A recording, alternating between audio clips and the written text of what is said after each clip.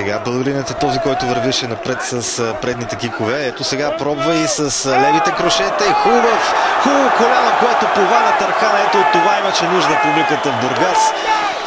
Сбърка си ъгъла Копривленски, който трябваше да отиде, но няма никакво значение това, защото победата е в неговите ръце в самото начало на втория рунд. След толкова спорва на първа част вкара малко повече левия прав в употреба Копривленски и си отвори пътя към това летящо коляно, което се оказа напълно достатъчно, за да прати в нокаут неговия противник. Ще видим сега, сигурен съм. Ето тук ляв прав, и това е всъщност коляно в лицето, разбира се.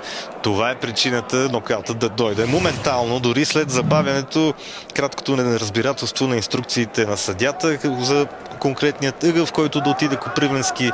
Дори там нямаше нужда да се отсъжда даже.